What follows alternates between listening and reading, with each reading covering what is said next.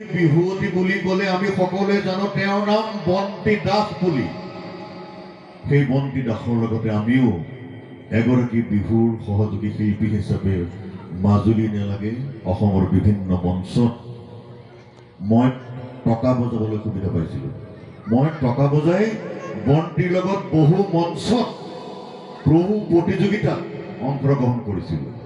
বন্তিৰ বিহু নৃত্যৰ প্ৰতিভাই মুগ্ধ কৰিছিল। বহু বছৰ আগতেই যোৰহাটৰ এখন কেন্দ্ৰগুৰি বিহু মঞ্চত তেওঁক মাতি নি সুধিছিল, তোমাৰ ঘৰ ক'ত? তাই কৈছিল মাজুলীত। মাজুলীত ইমান সুন্দৰ প্ৰতিভা আছে। সেই গৌৰৱ বন্তি দাসে আজিৰ পৰা 12 বছৰ আগতেই দাঙি ধৰিবলৈ সক্ষম হৈছিল। আৰু বৰ্তমান বন্তি দাসে কমলাবাৰীত BB ডান্স একাডেমী নামৰ এখন নৃত্যৰ বিদ্যালয় খুলি মাজুলীৰ নৃত্যশিল্পীসকলক আগুৱাই নিয়াৰ এটা পথ প্ৰদান কৰিবলৈ সক্ষম হৈছে। আমাৰ মাজত উপস্থিত আছে বন্তি দাস সন্মানীয় বিচাৰক হিচাপে। আমি বন্তি দাসক